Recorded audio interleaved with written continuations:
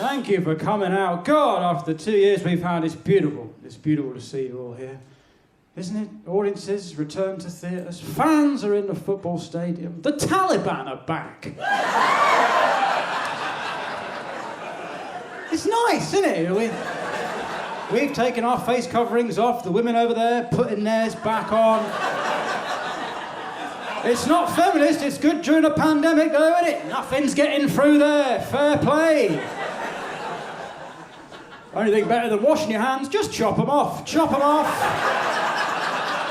Cut out the middleman. You can't catch bugs with stumps. Okay. Oh, okay. Hard in. I've gone hard in. That's quite a strong start. I apologise.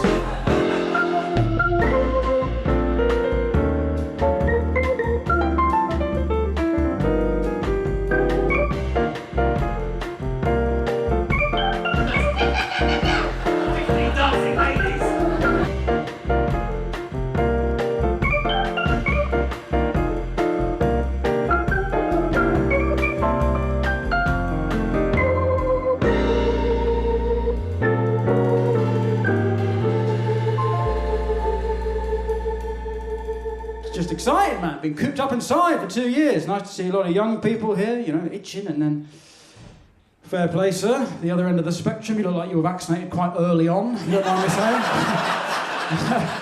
I want to say late Feb.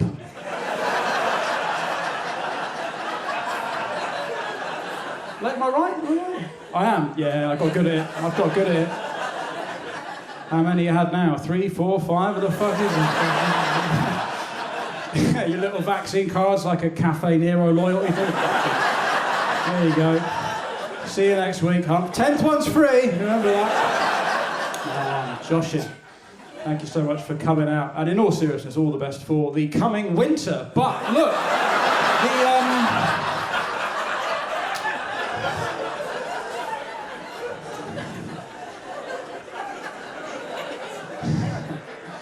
I'm 31, so, you know, it's not, you're not dying during the pandemic broadly, but it's tough, you know. You cancel your exciting plans, stay at home to protect the elderly, but it's the right thing to do. It's the right thing to do. It's the right thing to do. Problem is, you stay at home, you've got a lot of time to think. You start thinking, well, who are the elderly? I mean, who are these people we're protecting, you know? Start Googling house prices, you think, maybe we can afford to lose a few. You know,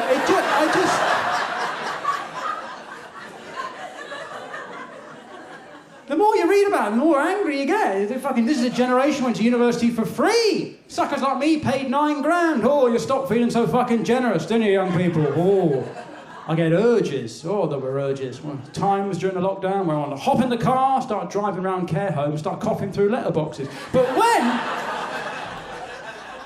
are young people going to get anything back, you know? This whole economic system is weighted towards the elderly. Has been for decades. Then to top it off, these people get the vaccines first. Are you kidding me? Yes, you're more likely to die, but I'm more likely to leave the house. Jab me up! Worst bit of the pandemic, January, when the vaccine started. Hated it. I was at home, turned on the TV, there'd be a big news reporter outside a vaccine centre with a big old fluffy mic going up to old people. Oh, you've just had the jab. What are you going to do now? Oh, it's great. I'm going to get on with my life. What life? You're 96! You don't have a life. You have a chair. That's all you have. Big fucking chair. You're not going interrailing, Pam, are you? You're not going clubbing in Berlin? No. Here's what you've got on. You're going to sit in your chair for 2 weeks watching quiz shows, then your neighbour's going to find you with your cat eating your face. That's all you've got on!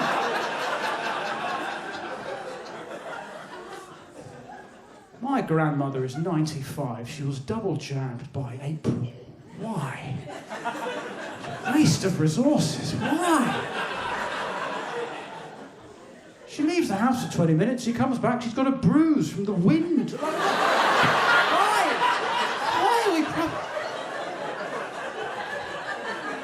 They've saved her life. They've not saved her life. They've given her, at best, 6 more months of bargain hunt. That's it. It's not. Don't get me wrong. I'm clapping for the NHS. I'm clapping for doctors. Just the doctor I'm clapping for is Harold Shipman. Now, Now he was the right man at the wrong time. You understand? If we had let him quietly get on with his work, oh, the statistics would look a lot better, would they not?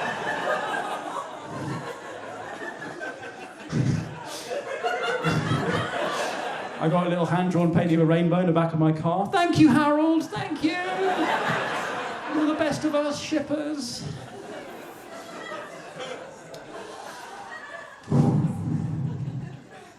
I think you had it really rough if you were single, I think. It's a long time to be on your own. I'm lucky in that respect.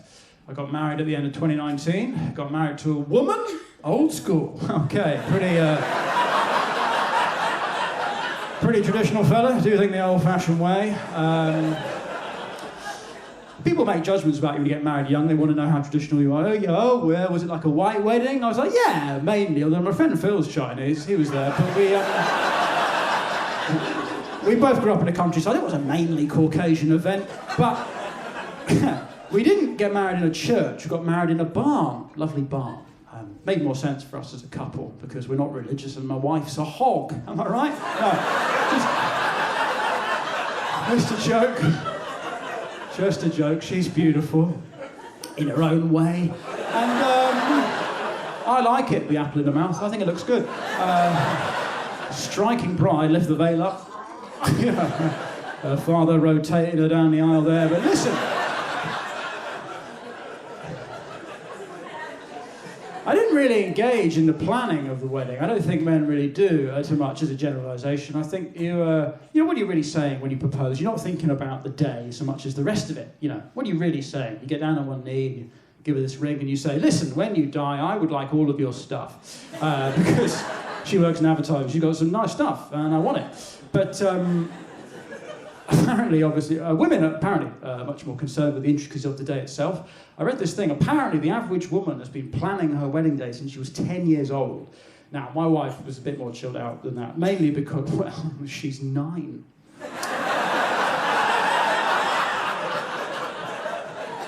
Oh, she wanted Prince Charming. She got Prince Andrew. Okay, now, here, hold there. We're getting going. She's great, my wife. She's a type 1 diabetic, which is a serious disease. It's also quite a funny one.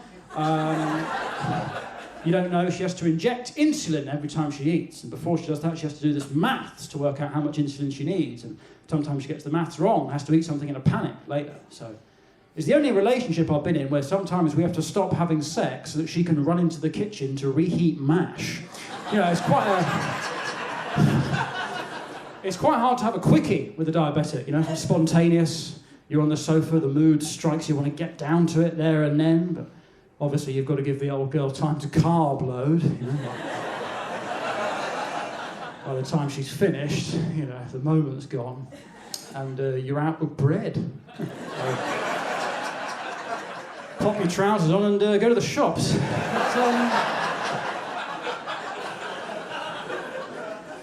No, you want to marry someone who makes you a better person. That's what my wife does. I really wanted to get in shape for the big day, get in shape. So I was going to the gym a lot. And I remember a week before the wedding, I got chatting to this guy in the steam room of my gym who had this amazing life, right? He said he was married to a woman in Australia for 16 years, but then he realised that he was gay, and he told his wife, who let him go in this beautiful moment of tolerance, acceptance, and now he lives as a gay man in the UK. And I was like, well, that's a great story, but quite selfishly, I'm getting married in a week. Quick question. You didn't know you were gay for 16 years. He's like, yeah, I didn't know at the time, but it makes sense now that I was. And I'm like, yeah, it's great and all, but I'm about to buy 130 people dinner. I mean, that's an expensive mistake, you know. I want to know. You didn't know for 16 years? He's like, yeah, I didn't know at the time, but it makes sense now that I totally was. Amazing, isn't it? 16 years of sort of tricks that the mind can play. Anyway, so I'm blowing this guy in the steam room, right? And I'm trying to work out why my eyes are watering, you know, just the Bulbasaur, it's hard to tell. And I'll let him finish because it's Pride Month, you know, you've got to support minorities, and well, that's how they get you. But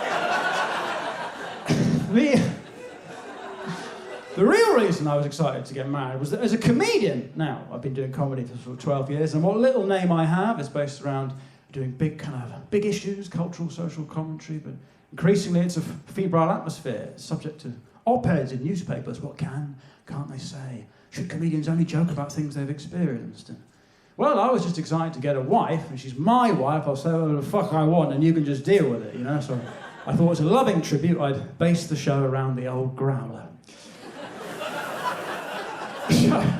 Last lockdown, the wife and I decided to try for a baby because there was nothing else to do. And by that point, I think we both just wanted someone else to talk to. And listen, look, I like a bit of rough and tumble as much as the next man, but trying for a baby is too much fucking. I never want to have sex again. Chop it off, I'm done. You've got to do it every night when you're trying, for months. And let me tell you, supply could not keep up with demand. You understand? I was squeezed dry like the husk of a lemon, nothing left.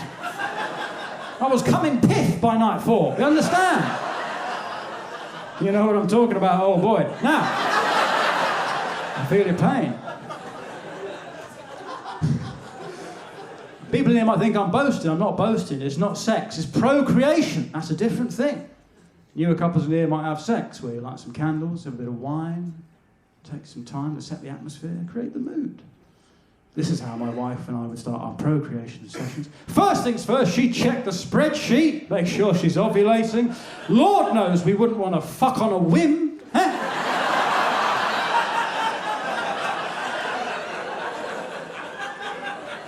Then she'd shove a thermometer up herself like a big old Christmas goose. And finally, she'd lean over and whisper something romantic into my ear like, I can't even be bothered to try and come, just fire a load off and let's go to sleep.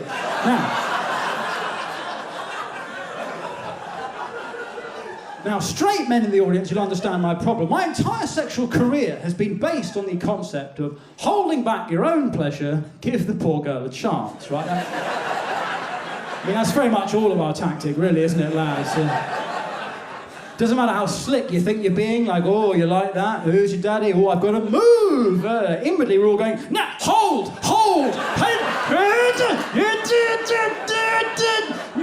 Name every cabinet minister. We like to do little quizzes, little lateral thinking puzzles to distract ourselves in the heat of the moment.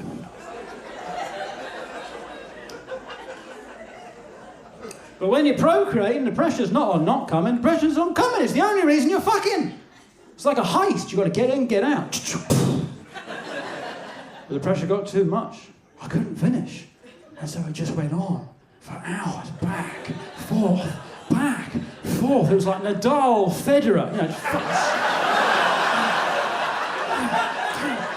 fuck, when's it going to end? Sand coming out there. Grim. God, it was so much fucking. At one point, my wife was like, look, I know it's been a lot of sex for you recently, so why don't I start tonight off with a blowjob? And I genuinely replied, can't we just read?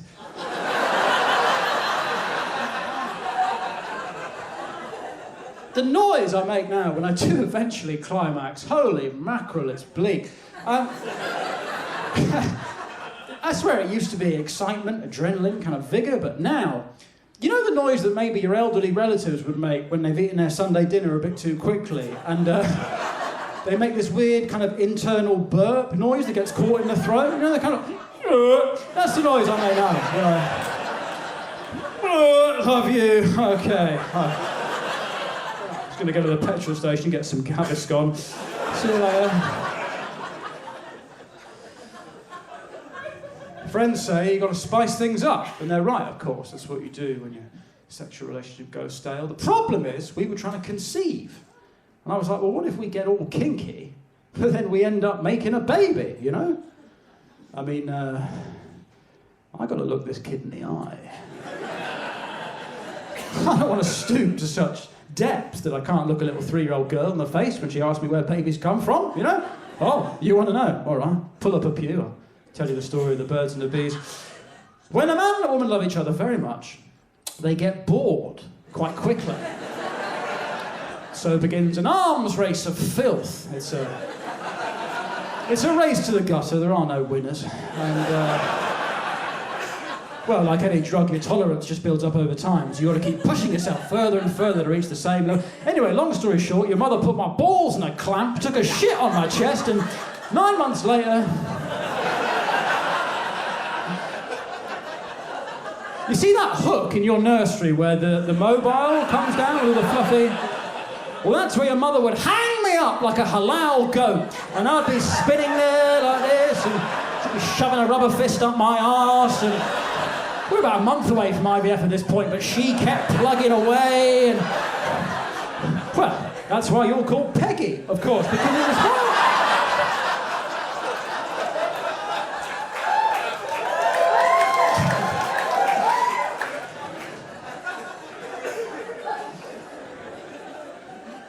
You understand that one, old boy?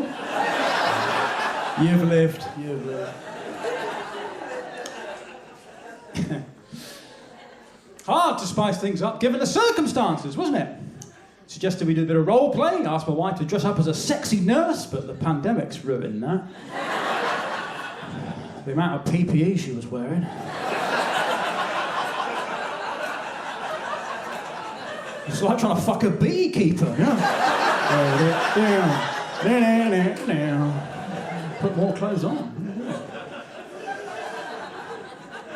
The other problem is that, like everyone in lockdown, we've got a dog, right? And the dog is not trained, the dog does not sleep on the dog bed. No, the dog sleeps on the human bed. Does the dog sleep at the end of the bed? No! Somehow we've ended up with a dog that sleeps on the fucking pillow, right?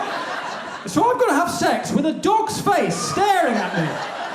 Imagine, just hard enough to come as it is. There's a dog there, sniffing, always sniffing. Imagine trying to have sex with a dog's face just there. And I know what you're thinking, why'd you marry her?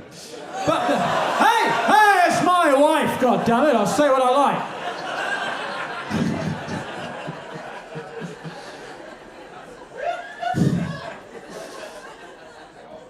Don't get me wrong, I like my wife.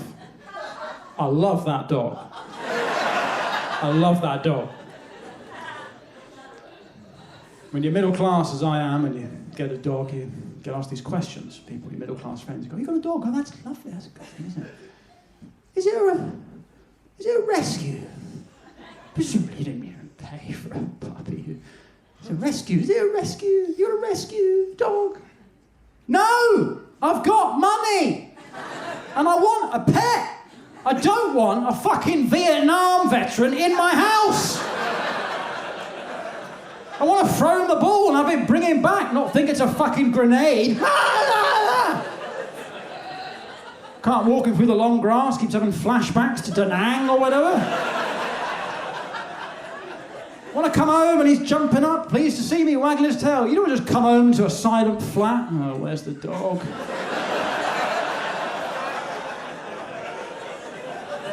It's just in the living room in an armchair with the blinds drawn, drinking scotch. We lost a lot of good boys that day.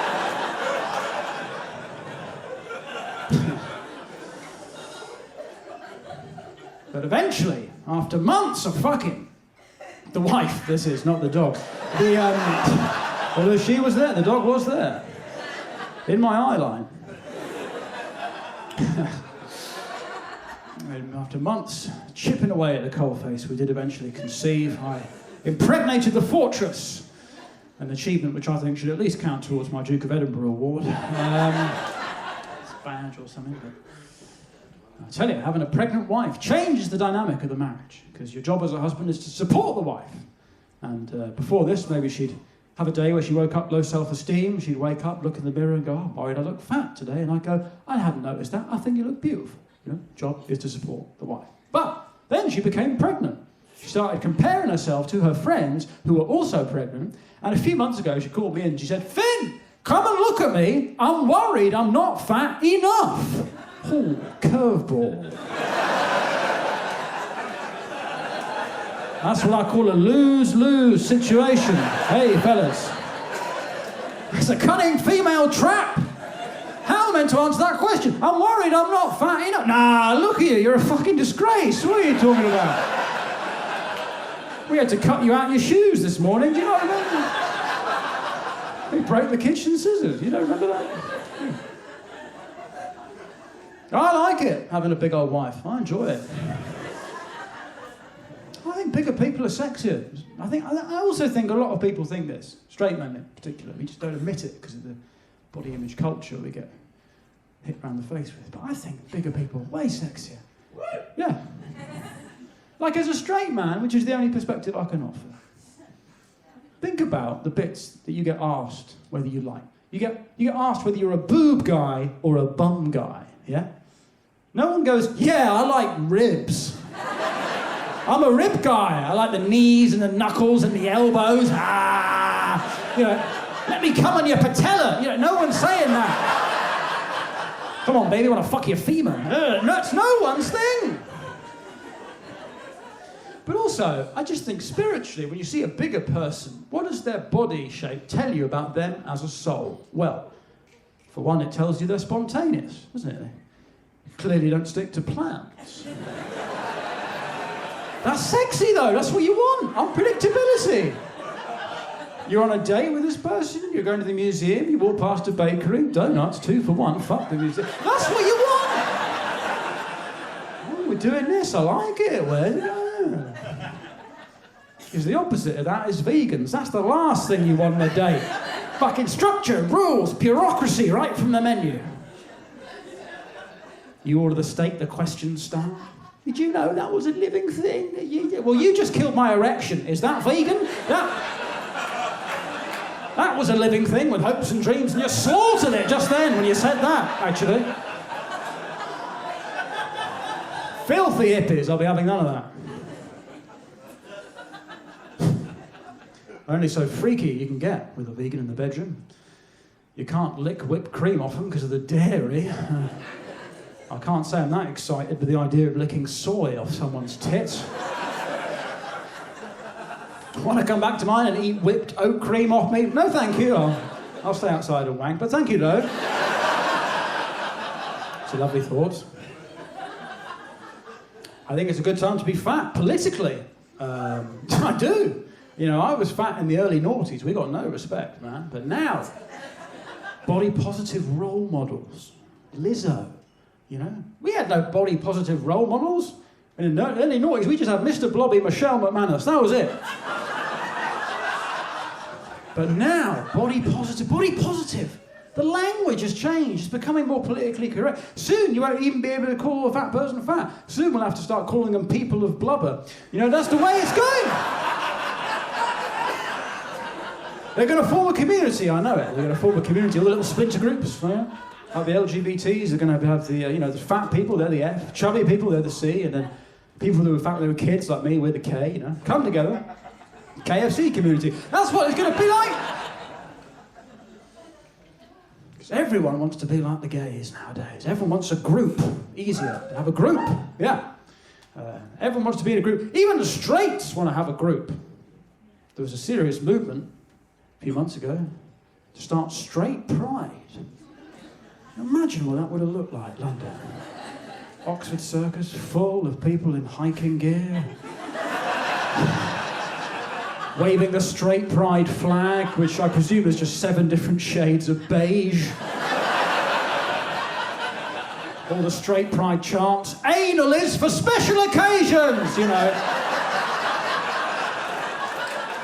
Weekend! Stop devaluing it with this weeknight anal. Dildos will not replace us, or I don't know, but...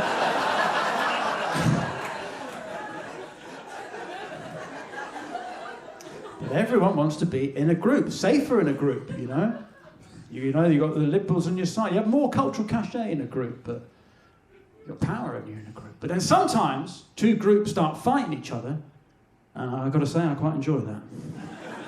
More for my very progressive right-on friends, because they sort of, oh God, Like, if it's a bit before COVID, but there was this big Barney in Birmingham a while ago, where there was this primary school wanted to teach the kids about gay relationships, and a lot of the parents of the kids were quite conservative, religious Muslims. They didn't want that, and so there were these protests, weren't there, outside the school? Gays on one side, Muslims on the other, shouting at each other.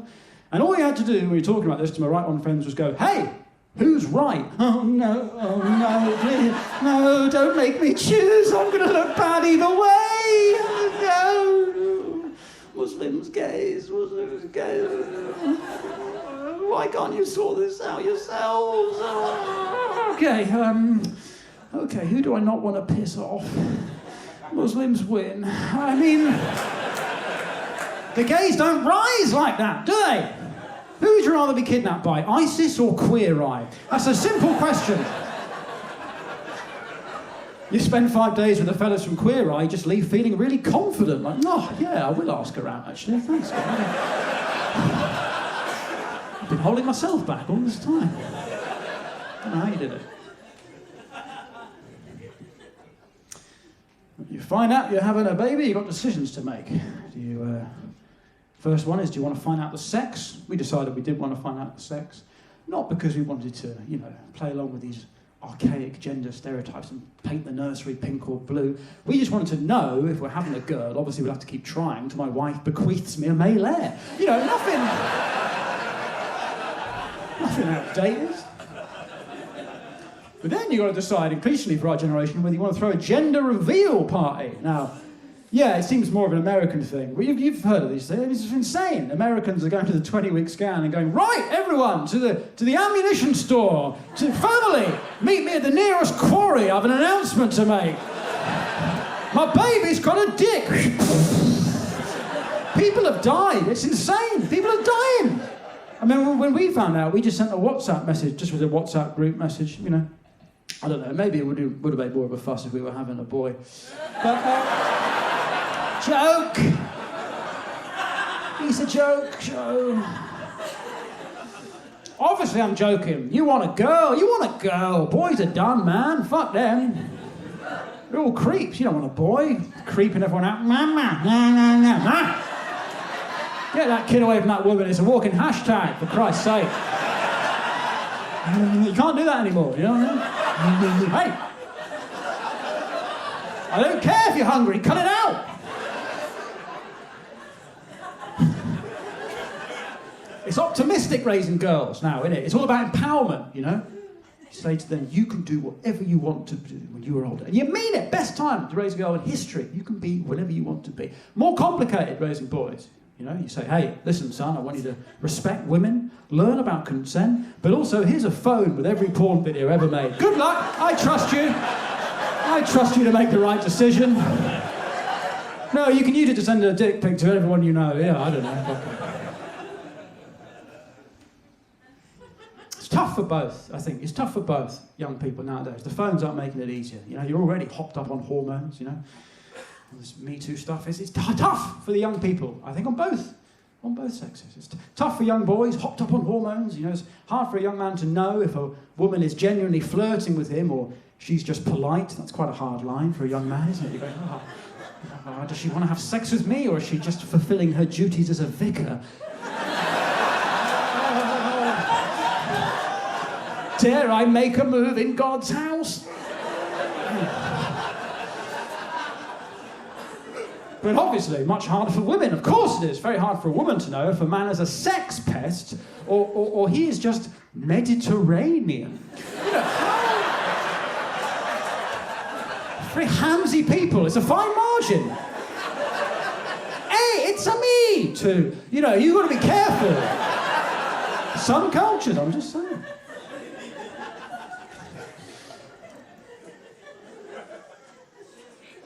The ugly truth is that, everyone, as individuals, has got different boundaries. Hard to draw them along complete gender lines, isn't it? And quite often, you won't know what your boundaries are in a bedroom until someone pushes them, and then you either have new boundaries or they snap back to where they were. I'm aware it's been quite a classy evening so far. I don't want to lower the tone, but the first time I was rimmed, okay, the first time I was rimmed, she was Scottish, obviously. That's no coincidence, is it? Godless, filthy people.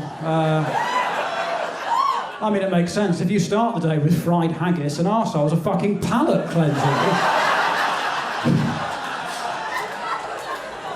Probably the healthiest thing she'd eaten all day, So acute is the health crisis in parts of Fife that a rectum of mine was close thing to a Barocco he'd ever seen. But listen, enough of this.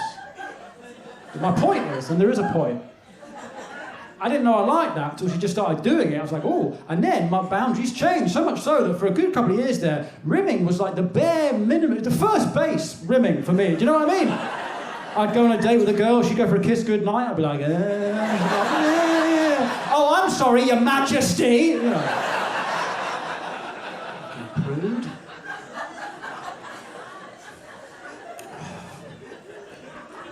Question we got asked the most, actually, by people was, where are you going to have the baby? And I was like, well, that's pretty straightforward, probably just the hospital, route 1. And then there were people like, no, it's so medical. Bright lights and bleepy, no. You want to have it at home. You want to have a natural, it's a beautiful moment of nature. You want to do it in the comfort of your own home. And my wife was seduced by this for a minute. She thought about having a home birth. And I was like, really? A home? Where in our home do you propose to do such a thing? She said, I don't know, the sofa? The sofa! We don't even let the dog on the sofa. And you're going to turn yourself inside out on it. That's your plan? Hey, while we're at it, why don't we get a wood chipper in, put a bag of lamb kidneys in, let it rip in the hallway? What the fuck? Listen, live your own life, but if you have a home birth, when people come around to visit, you will have lost all authority to ask them to take their shoes off, right? There's placenta on your floor. I'm putting wellies on. Fuck this. It's like the Manson Ranch in here.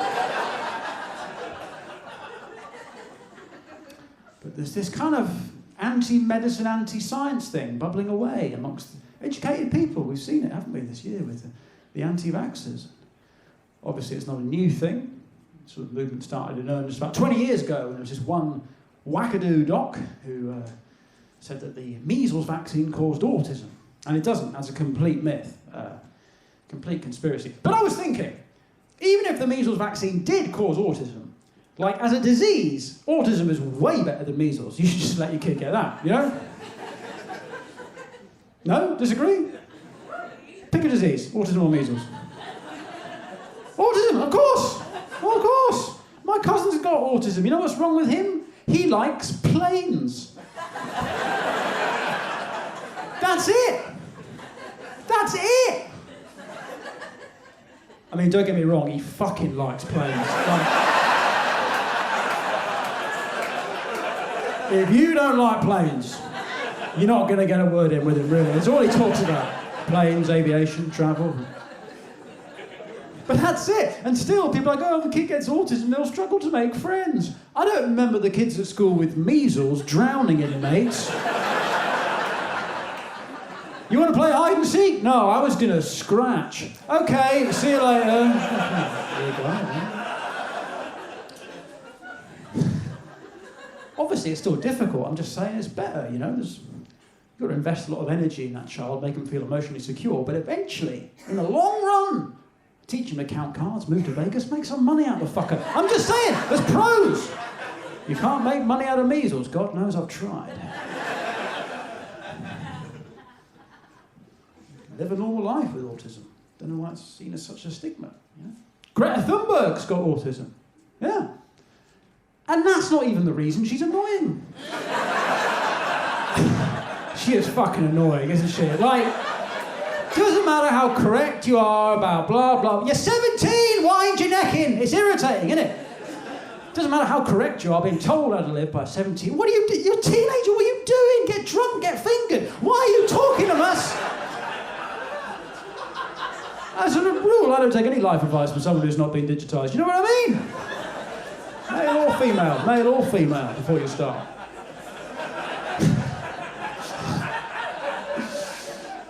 Just telling people to make these huge lifestyle changes. Stop driving, start taking a train.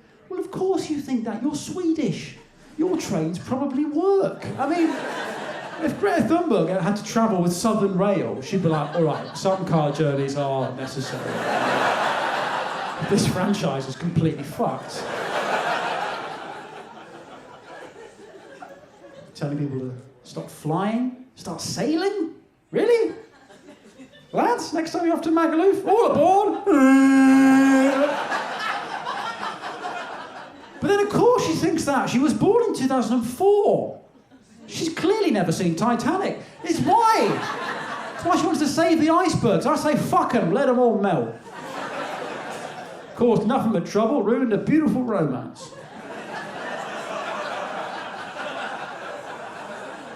She wants to clean up the rubbish in the ocean. But if it wasn't for that old door, Rose wouldn't have lived. It's complex. Don't get me wrong, I hate climate change. I hated climate change before it was cool, you know?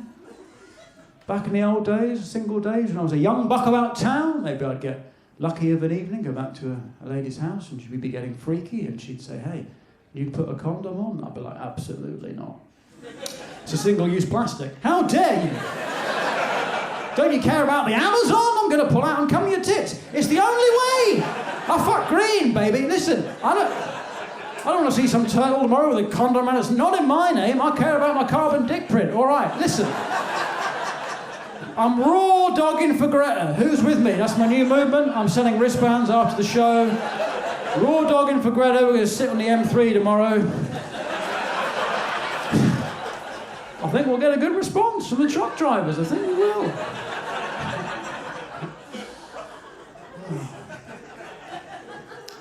I don't think we should be entirely fatalistic about it. Obviously, we should probably try and do something, but at the heart of the climate change movement, especially its extremes, it does seem to be a denial of something very essentially human, you know? And I don't know how much freedom we should curtail to save a planet that's as mortal as us, you know? No matter how many bamboo straws we use, at some point the sun's going to explode. Comedy. My point, but you can't air an opinion like that because you go, oh, you're anti, you deny it. It's the only stances you can hold now. You're pro, you're anti. That's it, on every issue. So fucking boring, innit? Got to pick a side, pro, anti. Don't know when it started. Probably Brexit. It feels like it was Brexit, you know? And because some of us have got quite nuanced takes on Brexit, as it happens, yeah? I, for one, think the whole thing would have been avoided if Eastern European food was any good. That's my take. It's not good stuff, is it? Bad vibes. And because we got called anti-immigrant in the wake of the referendum, and of course there was unseemly elements. I think it's not fair. I think as a country broadly, we love, welcome and cherish immigrants if we like the food. That's sort of always been the rule, hasn't it? With British people. Because before immigration, this country was fucked in the kitchen. I mean, you remember the 50s, oh boy, God bless you. I mean, what was that? Mince, rhubarb, an onion if it's your birthday, that's it. Your first 10 birthdays, just cutting into an onion. Candle in it, it's bleak. Then immigration begins in earnest. The Irish come over. And we're like, well, hang on, we've already got potatoes, so what are you bringing to the table? Have you tried Guinness? Fair play, in you come. What is it? What is it? Is it Marmite? Is it milk? I love it. Don't know what it is, love it. Then people from India came, introduced the British to flavour. The concept of flavour. Spice that's not black pepper. Incredible. And it continues, doesn't it? You know, Southeast Asia, Far East, West Africa, the Caribbean. All of them come in to rest now in this beautiful melting pot culture where we go out, we get pissed, and we eat food that's not from here. But none of you go out for Polish, do you? You don't fucking, it's not on the list. You're not hungover tomorrow, I can't be asked to cook, let's get a takeaway. Yeah, what should we get? Indian, Chinese, Mexican, Thai, Turkish, Vietnamese, pizza, pasta? Nah, man, tell you what, I could murder a fucking borscht. You know that purple soup that tastes like wet earth? And it looks like when you get blood in your stool? Yeah, that's what I'd like. Ideally with some black bread that's hard enough to build a fucking house out of. Some 8% lager, because I'm homeless apparently. That's what I'd like. Set on the stomach. It's not a date night food, is it? You want to go on a date, you probably go Italian, you know, Spanish, tapas. I mean, yeah, it's light, it's sex. You're not taking a woman to an Eastern European place. You're mental. Hey, you want to go out for dinner with me? Yeah. You got anywhere in mind? Well, let me ask you this. Do you like cabbage? I know this cute little Moldovan joint. It's just open. Set menu, 4 courses. Every one of them is just cabbage. But in between each course, they give you a shot of pure vodka. Apparently, it's so that you can forget what you just fucking ate. Really clever, cleanses the palate and the mind. It's just so tiring, isn't it? Every issue gets churned through this news cycle. Pro, anti, huge things like transgender rights, massive thing. You go, you're pro-trans, or you're anti-trans. You're like, well, hang on. There's loads going on. There's toilets and then there's sport. That's two entirely different things, isn't it?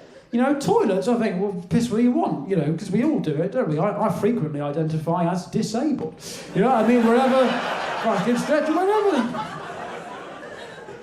And people say, oh, what's to stop a sexual predator walking into a woman's bathroom? And you go, well, nothing. But that's true now, isn't it? I don't want to bum you out, but the only thing stopping that now is there's a little thing on the door saying that toilet's for women, But this person's a sexual predator, aren't they?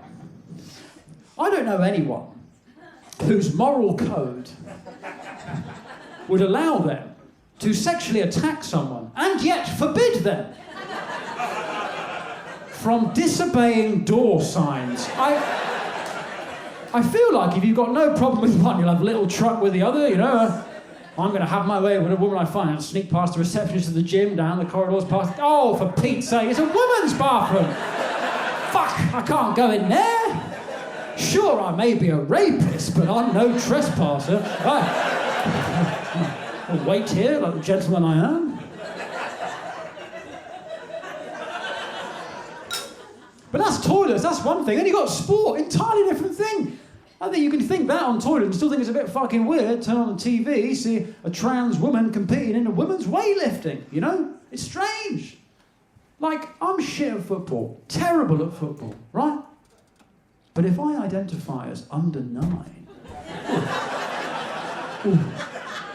my bedroom would be filled with tiny trophies.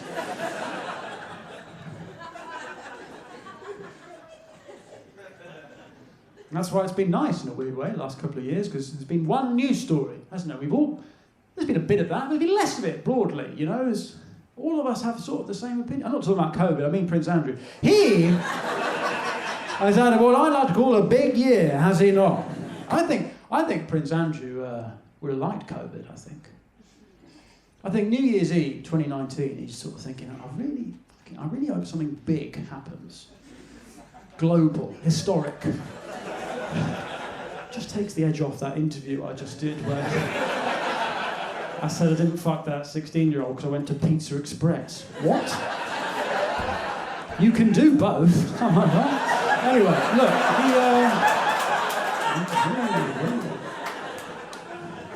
just because you can does not mean that you should. But, It's funny though, isn't it? Because he basically, if you're that rich, you sort of avoid justice. So what you try and do is try and win the PR war. So he's like, I'm going to go in front of the British public and dismiss these allegations for the hogwash they are. They're going to believe this. I'm a reasonable man. And we as a nation went, no, I think you did it. You got a weird neck, I think you did it. And I think the reason we think he did it, aside from the evidence, is that he hadn't done enough stuff beforehand for us to like him that much as a public figure. He had no credit in the bank, did he? There was nothing messing with our judgment. Because you think about it, with Michael Jackson, there were 4 documentaries, and still people are like, well, Thriller's good, isn't it? Like, how many Grammys have these kids won?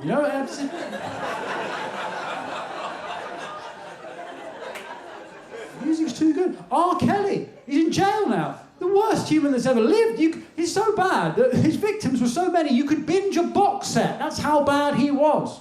A box set, and still people are singing Ignition. It's too catchy. That's the problem.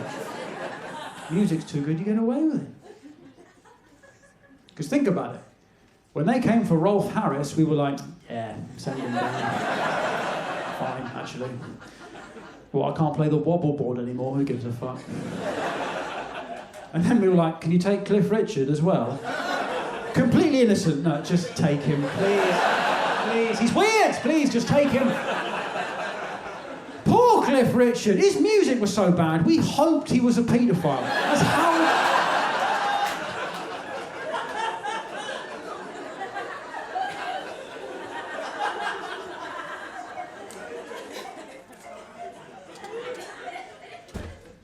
I didn't even think that was the worst royal interview, though. For me, that was the Harry and Meghan one. Fuck. yeah, Oprah. Supposedly the best interviewer in the world, Oprah Winfrey. For 2 hours, doesn't think to mention that his uncle's a nonce. Doesn't mention it. The big scoop, the royal family are racist. Yeah, no shit, Sherlock. His uncle's a nonce! I found the whole thing very tasteless, got to be honest. You know, Prince Harry complaining about how much money he's got left during a pandemic when many of us lost our jobs, you know. You go, oh, I walked away from it all. The only thing I've got left is the money that my mother gave me. Did you know that when Diana died, she left Prince Harry £20 million? Alone! When Diana died, she left Prince Harry alone £20 million. When I heard that, I was like, fucking hell, I need to change my car insurance. Like...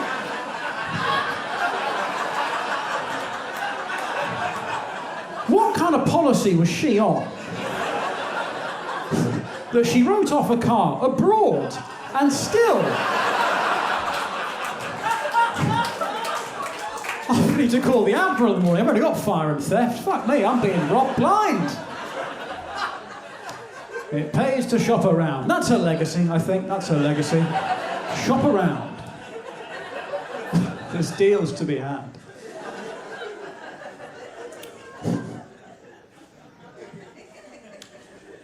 But I find it fascinating how you can, like, dance to music, like, even though you know the person that made it is guilty of egregious stuff, you know? But it's funny, it's a visceral thing, music, and all this stuff's in the head, but I'm interested in it because it doesn't exist with comedy, you know? There's no such thing as, like, you can't, if someone's done something that you don't like, you fucking won't laugh at them. Not just that, if they make a joke that interrupts your particular little fucking worldview, you go mad. You go, I don't laugh at anything he says. Yeah.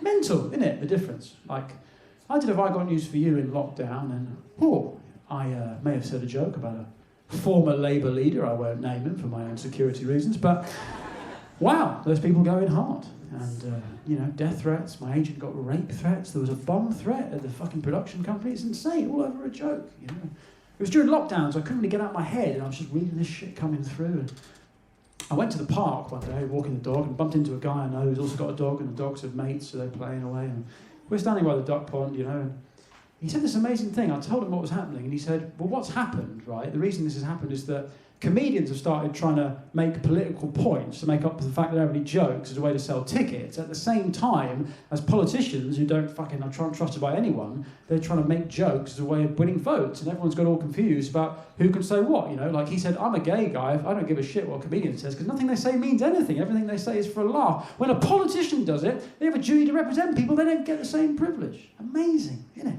Fucking bumped into him, it's the most profound fucking thing I've ever heard. Anyway, so I'm blowing this guy by the duck pond, right? And as he releases the load, I think, hang on a minute, I know you, and well, that's how they get you again, you know. Don't let them tell you lightning can't strike twice. Stupid joke, isn't it? That's why we're here. I have this feeling that, you know, if that's the way we're going as a culture where you only want comics to speak within the confines of their identity, what, do you want to go back to the old ways? Where everyone was just a white guy with a big belly talking shit about his wife? Is that what you want? So I got it in spades. Fuck me. It's an endless source of material. Because things escalated with the pregnancy. Well, what I should say is we had a baby. We had the baby. 1st July, my wife gave birth to a beautiful little girl, born with a hairy back, takes after her mother, and beautiful girl, my daughters are beautiful, all babies are beautiful, aren't they? But what I will say is that the beauty standards for babies are very low, aren't they? They're very low. I say again, my daughter is beautiful, but we've got to be realistic, you know, she's got 3 chins, she's balding, got a hairy back, and she wears her trousers up to here, you know. If anything, she looks like a fucking backbench MP, like, order, you know. I'm now in an NCT WhatsApp group with a bunch of people I've never met because the classes were held over Zoom. Oh, the mothers are sharing. Dads, we're hanging back, we're trying not to get involved, trying to keep our heads down, stay out of trouble, but I'm waking up to these messages, man, from the women. They're sharing their war stories, you know. seeping C-section scars, months of constipation, bleeding nipples. And then the other day, one of them just goes, hey, just wondering how all the dads are getting on. I'm not falling for that fucking trap. I'm not so tall I can't spot a trick fucking question, Sophia. Eh? How am I getting on? I'm so glad you asked. Well, firstly, was it you that said you had a 3rd-degree vaginal tear during your labour? And that's where you sort of knock a wall through as it is. You go all open plan, you know. Your bottom half just one big thing, like Daniela Westbrook's nose. You know, it's kind of... It's like the Schengen zone, free movement. It's a beautiful thing. Is that what you'd like? Well, I know exactly how you feel. Last night, I only got 7 hours sleep. Ah. Good to know other people are struggling. Different burdens on the genders, isn't it, you know? Women one's very physical, brutal. That's why the gender pay gap was all so ridiculous when companies would try and justify it by saying, well, what if you go and have a baby and don't come back? What are you meant to do? You've got to take time off. Giving birth fucking ruins you. You can't just give birth Friday, be back at the office 9 a.m. Monday.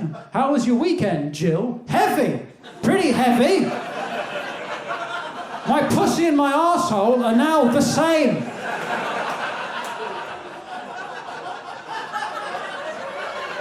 But I'd already taken all my annual leave, so I thought I'd come back in. I take it back, Jill. Please leave the building. I'm putting Colin off his lunch. Fucking Jill won't leave, you know. Don't get me wrong, it's still half the dance, it's different hard, you know.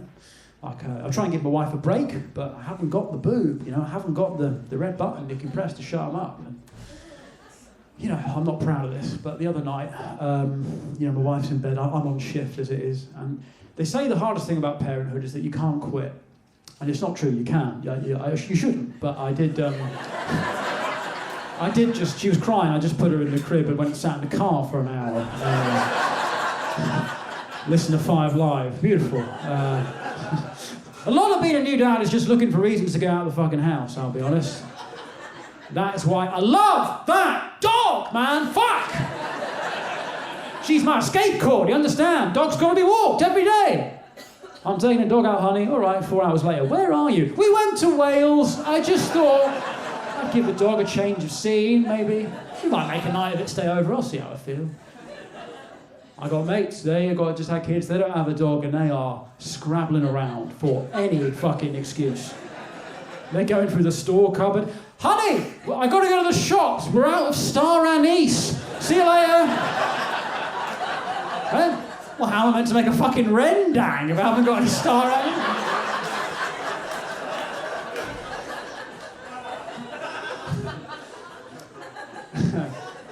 You know on Google Maps when it offers you a route that's 20 minutes slower? I never used to know who that was for. Now I fucking do. Yeah. I'm listening for traffic updates. Junction 4, you say? Tailbacks. Okay, that's it. Okay.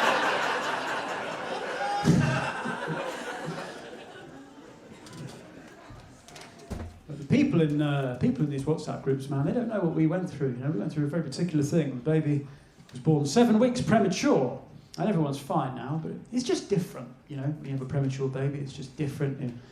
My wife couldn't have a vaginal delivery; she had to have an emergency C-section. You can't hold the baby straight away. They get taken up to a table, make sure they're fine. You know, you can't light a cigarette. You have to leave the hospital. You know, it's just. I had this image in my head of the 3 of us smoking as a family, but is it 38 weeks you can smoke in a baby's face? I don't know. Listen, I'm no doctor, but you can't do it with premature kids.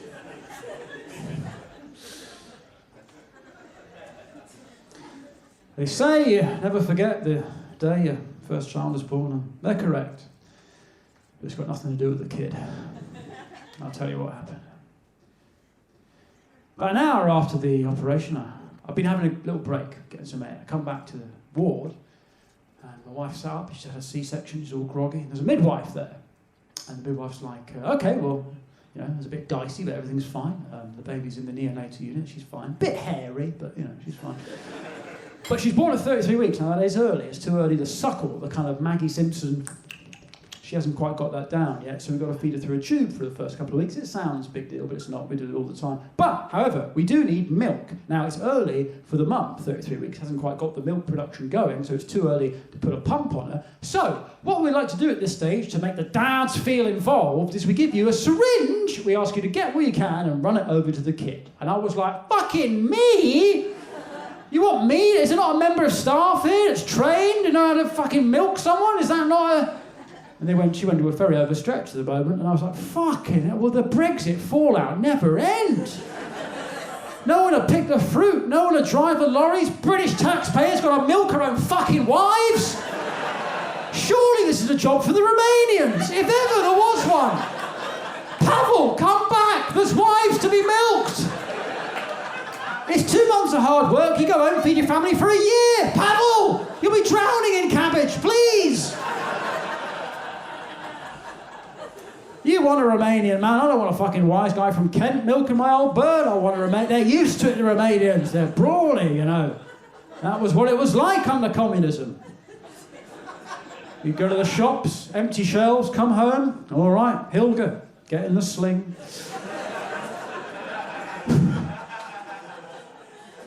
But we fucked it as a country. Tore off labour source, and so now British people got to step up. Do the jobs we don't want to do. So, I went home, got myself an upturned bucket, made myself a milking stool, went back to the hospital. Now, if this ever happens to you, right? You don't have kids, do you? No. If this ever happens to you, quick word of advice. You want to unlearn everything you think you know about boobs, all right? None of this tweaking, twirling, firm grip, yeah? Imagine you've just met your new girlfriend's father for the first time. You know, good evening, sir. That's the kind of energy you want to bring. Wide open stance, gravity's your friend, okay? I think I'm doing all right, yeah? About 10 minutes go past and the midwife's come back in and she's like, whoa, jeez, why is she on all fours? Hey! You don't know my wife, she bucks, she rears, you got to get her in a headlock. Whoa there, good girl, easy, hey there. You want to stay away from the back end, the methane coming out of there is unspeakable. Hey, whoa there, yeah, but why's she got a bell around her neck? Listen! There's a lot of mothers in this unit, I don't want to milk the wrong fucking one. Good night, God bless, thank you. Stay safe. Good luck in the winter, I mean it. All right, good luck. I don't want to see you here again. All right, thank you so much, good night.